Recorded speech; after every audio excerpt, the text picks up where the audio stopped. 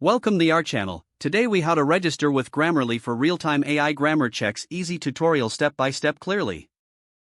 To register with Grammarly for real-time AI grammar checks, start by opening your preferred web browser. In the address bar, type in www.grammarly.com and press enter. Once the Grammarly homepage loads, look for the Sign Up button located at the top right corner. Click on the Sign Up button. You will be presented with multiple sign-up options. You can choose to sign up using your Google account by clicking on the Continue with Google button. Alternatively, you can sign up using your Apple ID by selecting the Continue with Apple option. If you prefer to use your email, click on the Sign Up with Email link.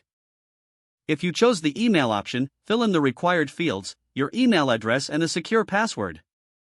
After entering your information, click on the Sign Up button to proceed. You may need to verify your email address. To do this, check your inbox for a confirmation email from Grammarly. Open the email and click on the verification link provided. Once your email is verified, return to the Grammarly website. Log in using the account details you just created. After logging in, you'll have access to Grammarly's dashboard. Here, you can start a new document or upload existing ones for grammar checks. To use Grammarly in real time, consider installing the browser extension. Find the extension in your browser's web store or on Grammarly's site and install it. Once installed, log into the extension using your Grammarly account credentials. Now, you're ready to enjoy real-time AI grammar checks across your writing platforms. Make sure to explore the settings to customize your experience. If the page does not load, refresh the browser or try again in a private or incognito window. Make sure you are using the correct email address, then retype it carefully to avoid small typos.